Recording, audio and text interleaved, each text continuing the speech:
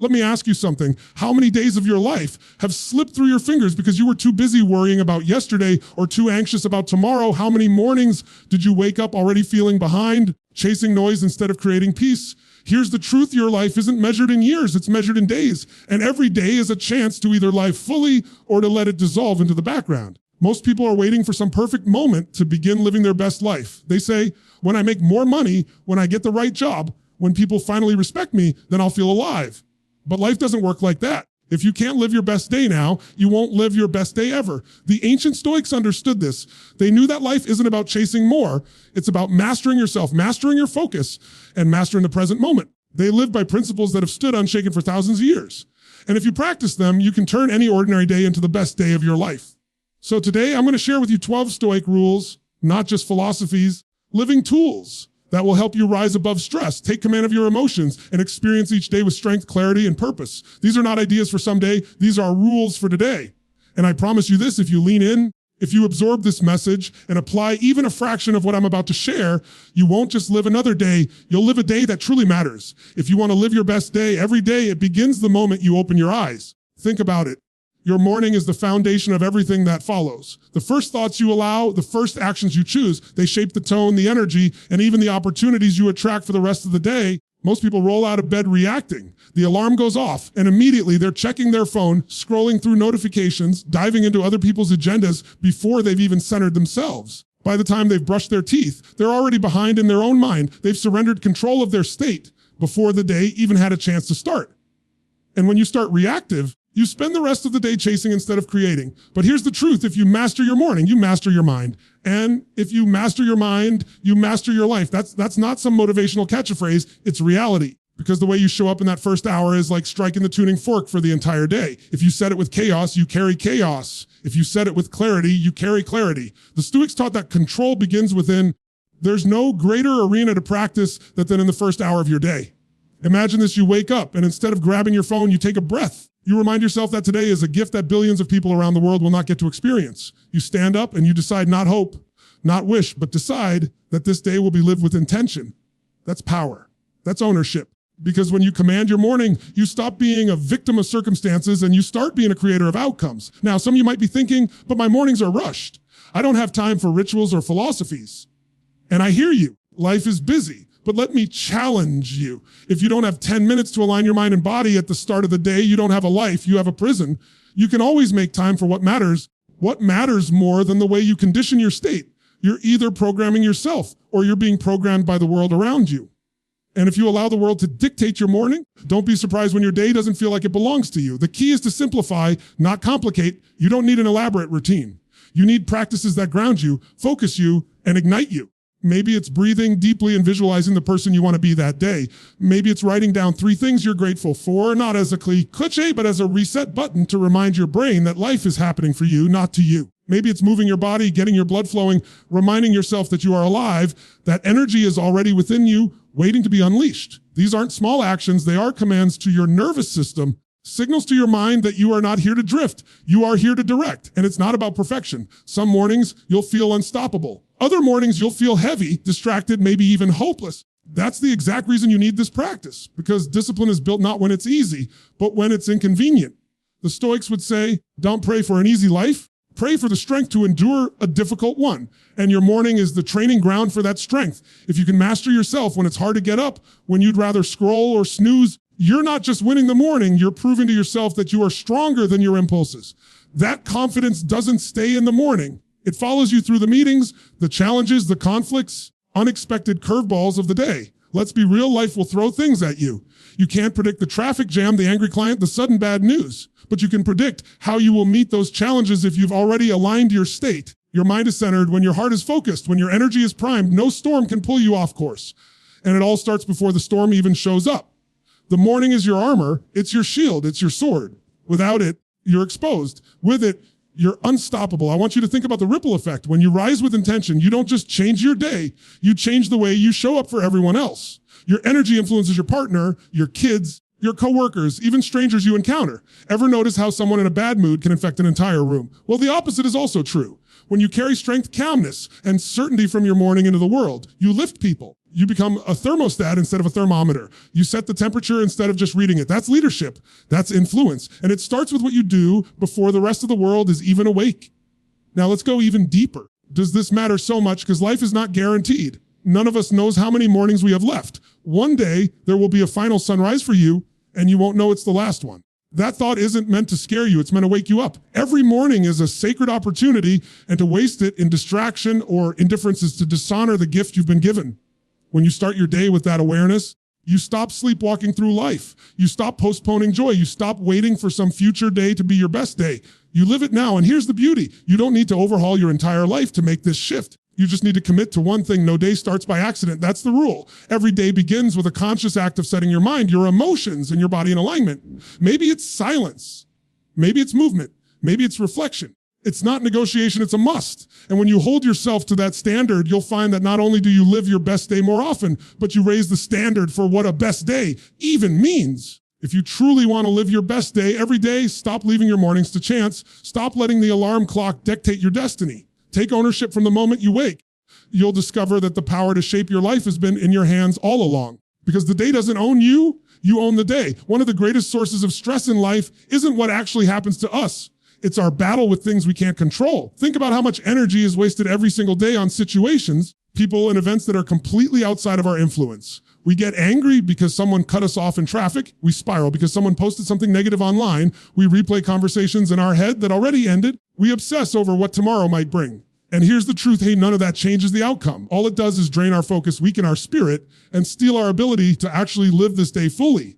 If you really want to experience freedom, you have to draw a line between what's within your control and what isn't, and then ruthlessly discipline yourself to only invest energy into what belongs to you. That's where peace begins. That's where strength begins, because when you stop trying to wrestle with the wind, you finally have power over your sails. Let me give you an example. Imagine standing on the shore of the ocean, demanding that the tide stop rising. You shout, you beg, you curse the waves. No matter how much emotion you pour into it, the tide is going to do what it does. It's outside of your power. Now picture that same ocean, but this time, instead of fighting the tide, you learn to ride it. You adjust your boat, you set your sails, you navigate with wisdom. Suddenly, the same force that once frustrated you is now propelling you forward. That is the difference between wasting your life fighting what you can't change and building your life around what you can. Here's the problem. Most people blur the line. They act like everything is theirs to control, and in doing so, they control nothing. They believe they can control the way people treat them, the choices others make, the economy, the weather, the timing of opportunities, and when those things don't bend to their will, they feel powerless. But the Stoics understood something profound. Control is always an inside job. You cannot control events, but you can control your interpretation of them. You cannot control other people's actions, but you can control how you respond. You cannot control the outcome, but you can control the effort, the discipline, and the character you bring into the moment. Let me tell you why this matters so much for your day. Every time you give energy to something outside your control, you're robbing yourself of the energy to improve what's actually in your hands. You're trying to fix the unfixable while ignoring the place where you have real influence, your decisions, your focus, your attitude. If someone criticizes you, you can't stop their opinion. You can decide whether you let it poison your heart or fuel your growth. If life throws an obstacle in your way, you can't erase it, but you can choose whether you see it as the end of the road or the beginning of a new path. This isn't about pretending life is easy. Life will test you. Life will put you in situations where the temptation to resist what you can't change feels overwhelming.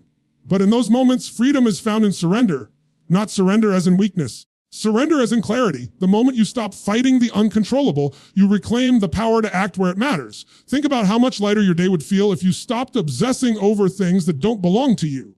Imagine waking up and saying, today I release the things I cannot control and I focus only on what's mine to direct. Suddenly, the argument from last week loses its grip. The anxiety about tomorrow doesn't strangle you. The noise of the world doesn't knock you off center. Why? Because you've chosen to ground yourself in what is real, what is present, what is yours. And it's not just about peace of mind. It's about effectiveness. You discipline yourself to only act where you have control. You become more productive, more focused, and more unstoppable. Instead of wasting hours complaining about circumstances, you spend those hours building skills, making decisions, moving forward. Instead of pointing fingers at the world, you turn the finger back to yourself and say, what can I do right now to change the trajectory of my life? That's power.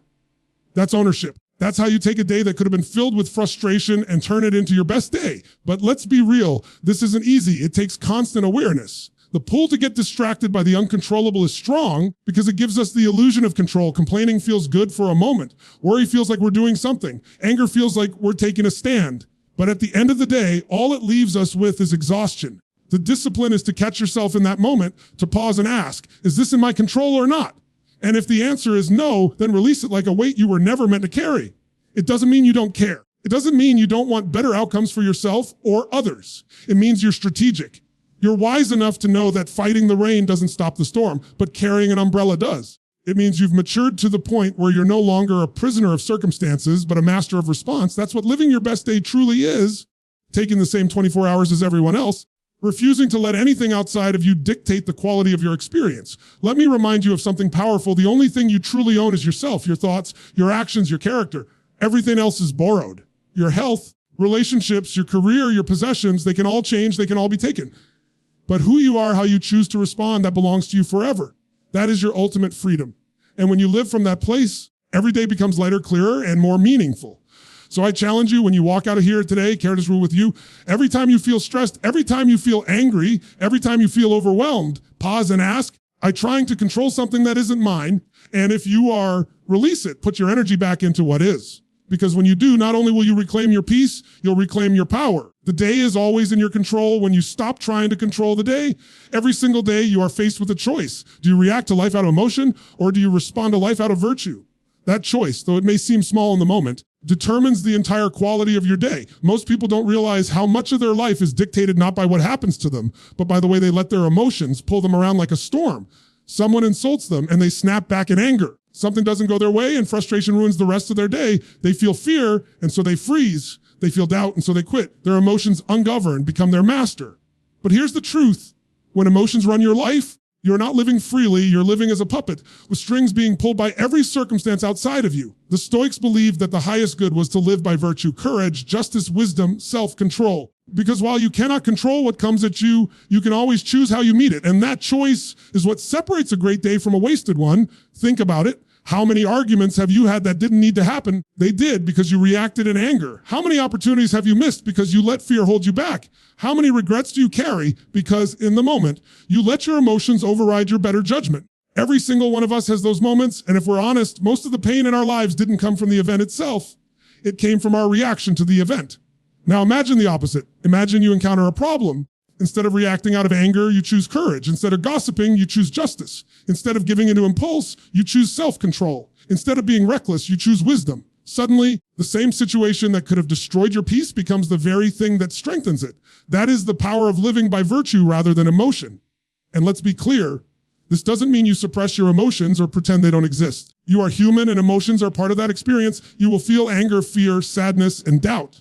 But the difference is this: you feel them, you acknowledge them, and then you decide not the emotion. When anger whispers, strike back. You pause and ask, what would courage or justice demand of me in this moment? When fear says, don't try, you ask, what would wisdom guide me to do? When temptation tries to lure you, you remind yourself that self-control is the path to freedom. That's discipline, that's mastery, and that's what makes your day unshakable, because no matter what storm comes, you are steering the ship with principles, not letting the waves toss you around. Think about the greatest leaders, thinkers, and even the people in your own life who you respect the most. It's not that they never feel emotion. It's that they don't let emotion drive the car. They let virtue drive, and they let emotion take the passenger seat. And because of that, they live with a sense of steadiness, of power, of clarity that most people spend their entire lives chasing but never find. But let's bring it back to you, to today. How many moments in your day are hijacked by emotion? Someone cuts you off on the road. Do you let anger consume you for the next 30 minutes? You get a text you didn't like. Do you let irritation carry into your next conversation? You feel a flash of fear about a big decision? Do you retreat and miss your shot? Every time you let emotion dictate your response, you hand over the keys of your life. And when you live like that, not living your best day, you are living someone else's day, controlled by their actions, their opinions, their mistakes. The Stoics taught that virtue is the only true good and vice the only true evil. Everything else, wealth, fame, power, is secondary. And when you live with that understanding, suddenly your day becomes much simpler. It's not about whether the world gave you everything you wanted. It's about whether you acted with courage, whether you acted with justice. You exercised wisdom, whether you had self-control. If you did, then no matter what happened around you, you had a great day. That's the kind of peace no one can take away. And let's be honest, it's hard. to pause when everything in you wants to react. It's hard to take the higher ground when ego is screaming for revenge. It's hard to stay disciplined when every temptation is telling you to give in.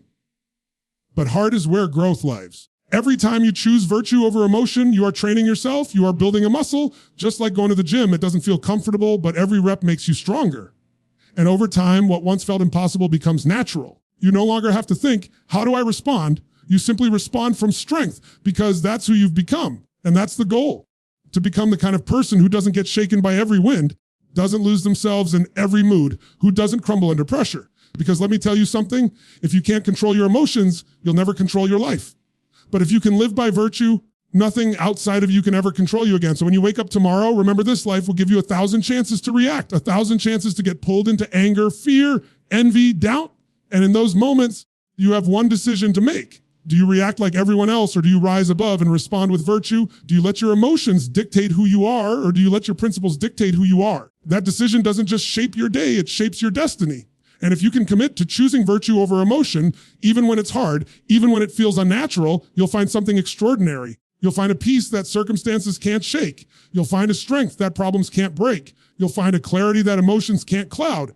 And that is the kind of day that is worth living, because your best day isn't built on how you feel. It's built on who you choose to be. If there's one thing that can transform an ordinary day into your best day, it's gratitude. Not the shallow kind where you just say, yeah, grateful, and move on. I'm talking about the deep, intentional practice of looking at your life, not someday in the future, not some version of you that doesn't exist yet, but right here, right now, and choosing to see the good.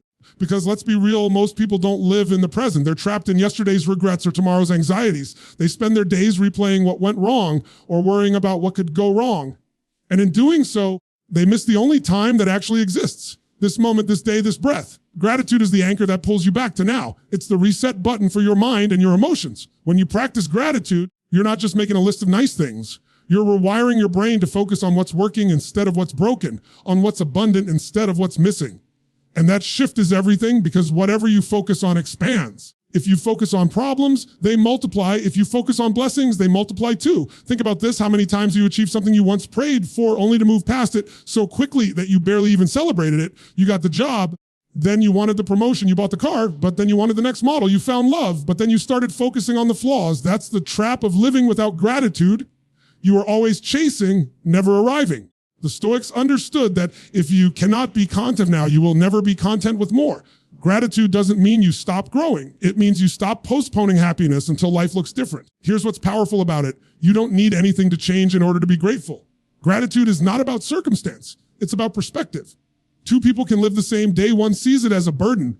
The other sees it as a blessing. It's the difference. Gratitude. The first person wakes up complaining about how early it is. The second person wakes up thankful they got another chance at life.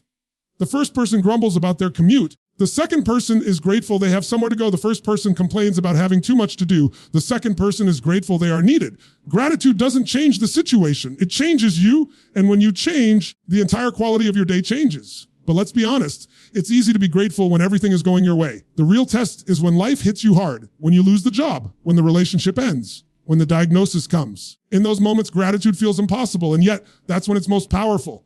Because gratitude in the good times is appreciation. Gratitude in the hard times is strength. It's looking at pain and saying, even here, I will find something to be thankful for. Maybe it's the lesson you're learning. Maybe it's the resilience you're building. Maybe it's simply the breath still in your lungs. That kind of gratitude doesn't just make your day better. It makes you unbreakable. The challenge is that our brains are wired for survival, not happiness. They're built to look for danger, to scan for problems, to anticipate what could go wrong. That's useful if you're living in the wilderness trying to avoid predators. But in modern life, it means your mind naturally gravitates to negativity. Gratitude is the practice that rewires that instinct. It's training your brain to see not just the threats, but the treasures. And like any training, the more you do it, the stronger it becomes. So how do you live this in a practical way? You don't just feel grateful when it's convenient. You build it into your day. Maybe it's the first thing in the morning, you wake up, and before you do anything else, you name 3 things you're grateful for. Not vague things, but specific ones. Maybe it's at night, before you go to sleep. You reflect on what went right that day, however small. Maybe it's throughout the day, pausing in the middle of stress to ask yourself, what in this moment can I appreciate? These practices are simple, but don't confuse simple with weak. Simple done consistently becomes powerful. And it's not just about feeling better. Gratitude changes the way you show up in the world. A grateful person is more patient, more compassionate, more resilient. They're not desperate for validation because they're already full. They're not drained by comparison because they're already content. And because of that, they bring better energy to their work, their relationships, and their lives. People are drawn to them because gratitude is magnetic. When you walk into a room full of appreciation instead of entitlement, people feel it. You elevate not just your day, but there's two. Let's take it deeper. Gratitude is also a way of humbling yourself before life. It's recognizing that no matter how hard you've worked, much of what you have is a gift. The breath in your lungs, the sunrise in the sky, the chance to try again today, none of that is guaranteed. Gratitude is the antidote to arrogance because it reminds you that life is not owed to you. It's given to you. And when you live from that place, entitlement disappears. Complaining disappears. What's left is presence, appreciation, and joy. But here's what's important. Gratitude doesn't mean you stop striving. It doesn't mean you become passive or settle for less. It means you build from a foundation of abundance instead of lack. You don't chase success to fill a hole. You create from a place of fullness. You don't grind because you're empty. You grow because you're grateful for the chance to become more. That's the balance. Gratitude for what is, ambition for what could be. And when you live from that balance, your days become both fulfilling and exciting. So let me ask you, what are you waiting for to finally feel grateful? Are you waiting for the perfect job, the perfect body, perfect relationship, the perfect life? Because if you are, you'll be waiting forever. Gratitude is not about the perfect life. It's about recognizing the perfection in this life as it is, right here, right now. If you want to live your best day, every day, stop postponing joy. Stop waiting for someday. Start noticing today. Start honoring the breath in your lungs, the people who care about you, the opportunities in front of you, the lessons in your struggles. Don't let another sunrise pass you by without pausing to appreciate it, because the truth is the present moment is the only place your life will ever happen. And if you can learn to practice gratitude in this moment, you'll realize that your best day isn't out there somewhere in the future. It's already here. Every single one of us faces challenges. Every single one of us encounters moments when life doesn't go the way we planned. Obstacles appear out of nowhere when things feel unfair. And the truth is, most people see those moments as interruptions, as setbacks, as reasons to stop.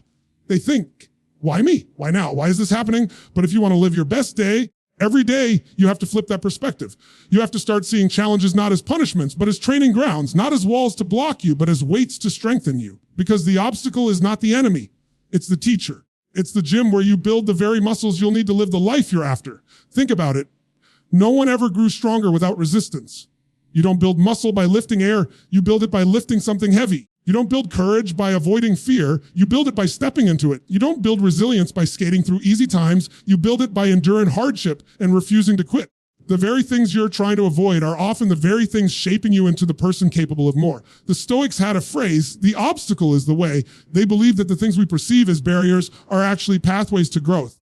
When you start to live by that principle, everything changes. Suddenly you don't collapse when life gets hard. You don't shrink when you face resistance.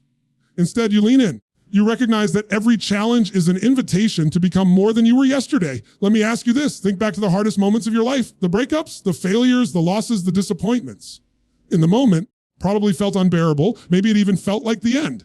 But now, looking back, aren't those the very moments that shaped you? Aren't those the moments that forced you to grow, to learn, to toughen up, to rise higher than you thought you could? You wouldn't be who you are today without those moments. So why, when a new challenge comes, do we still resist it? Why do we still act like life is supposed to be easy? It's not supposed to be easy. It's supposed to make you stronger. Here's what most people don't realize. Easy days don't shape you. Comfortable days don't forge character. Growth lives in discomfort. Strength lives in struggle.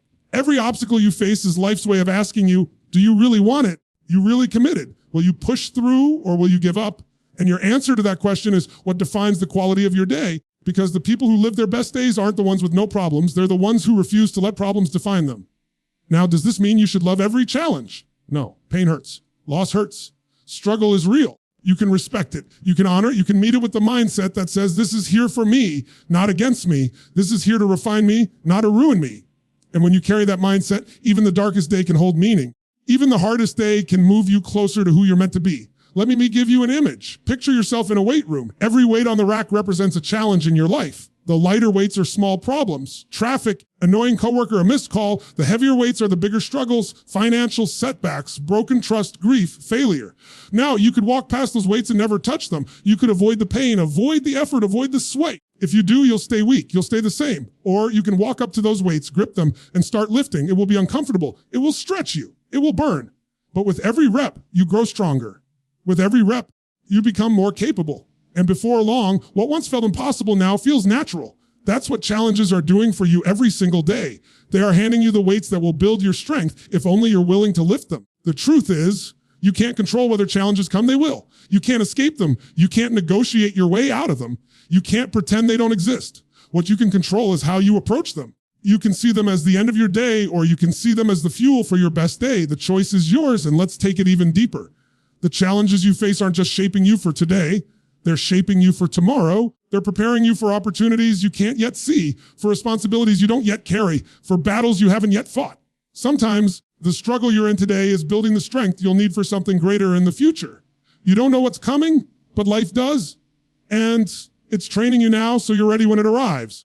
That perspective alone can change everything. Instead of asking, why me? You start asking, what is this preparing me for? That single shift turns frustration into fuel. And don't forget, challenges don't just benefit you. They benefit everyone around you. Because when you go through struggle and come out stronger, you become an example. You become someone who can lead, someone who can inspire, someone who can guide others through their own storms. Your strength becomes their hope. Your resilience becomes their model. Your willingness to face your challenges head on becomes a gift not just to you, but to everyone connected to you. So the next time you feel resistance, the next time life puts a wall in your path, don't waste your energy complaining about it. Don't waste your day wishing it away. Instead, step back and say, this is my training ground. This is my chance to grow. This is my opportunity to live not just another day, but my best day. Because here's the truth. You don't get stronger by avoiding the weight. You get stronger by lifting it. And if you're willing to see your challenges through that lens, then no day is wasted. No struggle is meaningless. Every obstacle becomes fuel. Every hardship becomes a step forward. And every single day, no matter how hard, becomes a day that moves you closer to the life you were built to live. Because the obstacle isn't in the way. The obstacle is the way. One of the greatest thieves of joy, one of the biggest destroyers of peace, and one of the most consistent ways people ruin their own days is through comparison. You wake up feeling good, ready to take on the day, but then you scroll through social media and suddenly your mood shifts. Someone else has the body you wish you had, the car you dream about, the lifestyle you feel far away from, and without even realizing it, your energy drops. Your day is no longer yours because you've handed it over to someone else's highlight reel. And it's not just social media. It's your co-worker getting the promotion, your friend who always seems to be one step ahead, your neighbor whose house looks better, whose kids behave better, whose life looks smoother. Comparison poisons the moment. It takes your attention away from what you can do today and places it on what someone else already has. Here's the problem with that: you can never win when you play someone else's game. The Stoics knew this truth centuries ago. They taught that happiness and peace come when you focus on what is within your control. Nothing robs you of that focus faster than comparison. Because the moment you compare, you're trying to control someone else's path. You're measuring your worth by their timeline. You're weighing your progress by their accomplishments. The crazy part is you don't even know their full story. You don't see their struggles, their sacrifices, their sleepless nights. You're comparing your behind the scenes to their highlight reel. And the more you do it, the more you weaken yourself. You rob yourself of joy, and the more you waste the day you've been given. Here's the truth: your life isn't supposed to look like anyone else's. Your journey isn't meant to match theirs. You've been given a unique set of experiences, challenges, and opportunities designed for you. And the moment you stop looking left and right and you start looking inward, you take back your power. You reclaim your energy. You stop trying to live someone else's story and you begin writing your own. Let's be real. Comparison is easy. It's everywhere. It's automatic. So how do you beat it? You beat it with gratitude. Gratitude is the antidote to comparison. Gratitude is what reminds you that no matter where you are, you already have enough to start living your best day. It doesn't mean you stop striving. It doesn't mean you give up on your goals. It means you stop despising the present because of what someone else has. Gratitude grounds you in the reality that this moment right here has value. Think about it. If you woke up this morning with breath in your lungs, with the chance to move your body, with people in your life who care about you, you already have more than millions of people in this world. You already have reasons to live today fully. But most people miss that because they're too busy staring at what they don't have. Gratitude shifts the focus. Gratitude says, I may not be where I want to be yet, but I have enough right now to make today meaningful. And when you live from that place, comparison loses its grip. Let me ask you something. Have you ever been so focused on chasing something that you missed the joy of where you already were? Maybe it was a job. You were desperate to get promoted, desperate to get that next role. And when you finally got it, you didn't even stop to celebrate. You were already comparing yourself to the next person above you. That's the trap of comparison. It never ends. No matter how high you climb, there's always someone higher. No matter how much you have, there's always someone with more. If your happiness is tied to outpacing others, you'll never win because the finish line keeps moving. The Stoics taught that the only finish line that matters is the one within yourself. You better today than you were yesterday. Did you use your gifts, your time, your energy to grow? Did you honor the opportunities in front of you instead of wasting them by staring at someone else's? That's the measure that matters. That's how you live your best day. not by winning someone else's race, but by running your own with everything you've got. And let's take it even deeper.